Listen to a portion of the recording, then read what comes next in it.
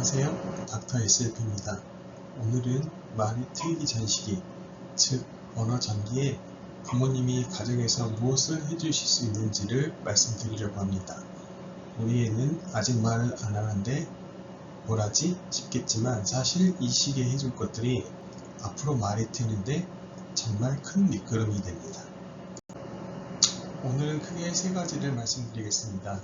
첫째, 왜 치료실보다 일상이 중요한지, 기능적 의사소통의 원리를 보고, 둘째, 어떤 아이들이 도움을 받는지, 특히 말 늦는 아동을 이해하고 첫낱말 이야기를 하겠습니다. 셋째, 집에서 바로 해볼 수 있는 7가지 활동을 하나씩 보여드리겠습니다. 먼저 중재 치료에 대한 이야기를 해보겠습니다.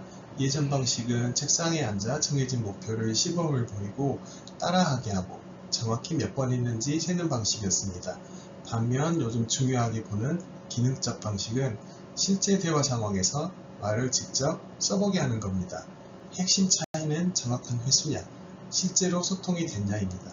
그래서 가장 좋은 언어교실은 치료실이 아니라 집입니다. 밥 먹고 목욕할 때, 같이 놀 때, 평범한 시간이 아이에게는 최고의 좋은 중재치료입니다.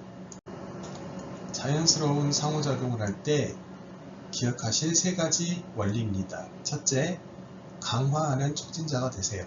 아이가 대화하고 싶어하는 상대가 되려면 표현에 긍정적으로 반응하고 칭찬해 주셔야 합니다. 둘째, 발달 순서를 따라가세요. 복잡한 형식보다 쉬운 기능이 먼저 자랍니다. 셋째, 맥락을 이용하세요. 언어는 일상적, 대화적 상황 안에서 자라니 부모님이 풍부한 상황을 만들어 다양한 자극과 시도를 경험하게 해주세요. 언어 전기에 이러한 도움이 필요한 아이는 크게 3그룹입니다. 첫째, 말 늦는 아동. 다른 발달은 괜찮은데 유독 표현 언어가 늦은 경우입니다. 둘째, AAC가 필요한 아동. 말이 많이 어려워 그림이나 기기 같은 보완수단이 도움이 되는 경우입니다. 셋째, 언어 발달 장애 아동. 이해와 표현 전반이 또래보다 뚜렷하게 늦은 경우입니다. 이 3그룹은 칼로 자르듯이 나뉘지 않고 겹치기도 하고 아이마다 필요한 도움의 모양이 다릅니다. 그 중에서 부모님이 가장 많이 궁금해하시는 말 늦은 아동에 대해서 알아보겠습니다. 표현어휘 검사에서 또래보다 현저히 적은데 보통 상위 10%에 또는 마이너스 1%편차 미만이고요. 다른 발달 영역에서는 뚜렷한 문제가 없는 대개 3세 이전의 아이를 말합니다. 예를 들면 18에서 23개월에 표현어휘가 10개 미만이거나 24에서 36개월에 50개 미만이고 단어조합도 안 나오면 한번 살펴봐야 합니다. 말이 조금 늦는다고 다 장애는 아닙니다. 다만 지켜봐야 할 신호이니 너무 불안해 마시고 함께 관찰해 보아야 합니다. 이 시기의 목표는 표현 언어를 끌어내어주는 것입니다. 아동의 첫낱말은 어떤 말부터 나올까요? 보통 발음하기 쉬운 말, 같은 소리가 반복되는 말, 한 음절짜리 짧은 말, 그리고 자주 쓰는 기능어부터 나옵니다. 예를 들면 물, 봐, 깎아, 빵빵, 싫어, 더, 안 돼, 우유 같은 말들이죠. 그러니 처음부터 어려운 단어를 가르치려 하지 마시고 이런 쉬운 말부터 자주 들려주세요. 그리고 꼭 기억하실 게 있습니다. 발음이 정확하지 않아도 괜찮습니다. 뭉이라고 하든 엄이라고 하든 말하려고 시도하는 것 자체를 기뻐하고 칭찬해주세요. 그 반응이 다음 말을 이끌어냅니다. 이후부터는 집에서 직접 해보실 수 있는 7가지 활동을 보여드리겠습니다. 다시 강조하지만 말이 트이기 전에도 주고받는 의사소통은 잘합니다. 거창한 교구나 특별한 장소가 필요한 게 아니라 놀이와 일상 속에서 자연스럽게 하시면 됩니다. 하나씩 보면서 이건 해봐야지 하는 걸 하나라도 생각해 보셨으면 좋겠습니다. 첫 번째와 두 번째는 함께가 핵심입니다. 첫째, 함께 주목하기. 아이가 뭔가를 보고 있으면 같이 그쪽을 보면서 강아지네 하고 말로 붙여주세요. 아이의 시선과 부모님의 시선, 그리고 그 대상이 하나로 모이는 순간이 언어의 출발점입니다. 아이가 하는 활동에 끼어들거나 좋아하는 활동으로 관심을 유도해도 좋습니다. 둘째, 공동활동하기. 아이가 블록을 쌓고 있으면 살짝 끼어들어 같이 쌓고, 아이가 좋아하면 이번엔 부모님이 이끌어 다른 놀이도 같이 봅니다. 나 혼자가 아니라 같이의 경험을 쌓는 게 중요합니다. 셋째, 연계 반응 인식시키기.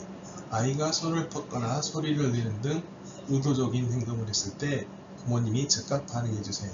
그러면 아이는 내가 이렇게 하니까 엄마가 움직이네 하고 자기 행동이 환경에 영향을 준다는 걸 깨닫습니다. 의사소통의 힘을 처음으로 경험하는 순간이죠. 넷째, 사회성 게임. 깍꿍, 짝꿍처럼 주고받는 놀이를 하세요. 처음엔 부모님이 이끌다 점점 번갈아서 하고 나중엔 아이가 먼저 시작하게 주도권을 넘겨주시면 됩니다. 다섯째, 의사소통 수단을 넓혀주세요. 처음엔 손짓 같은 비언어적 행동에서 시작해서 관습적인 행동에 말을 한마디씩 얹어주고 낱말이 나오면 기능적인 어휘로 확장하다 50개쯤 되면 두세 낱말 조합으로 자연스럽게 단계를 올립니다. 여섯째, 아동 모방하기. 이건 쉬운데 효과가 좋습니다. 아이가 바바바바 하면 부모님도 바바바바 해주세요. 옹알이든 음절성 발성이든 말뜻이든 따라해주면 아이는 내 소리가 엄마 아빠의 관심을 끄는구나 하고 더 많이 표현하게 됩니다. 일곱 번째는 의사소통의 목적, 즉 기능을 넓혀주는 겁니다.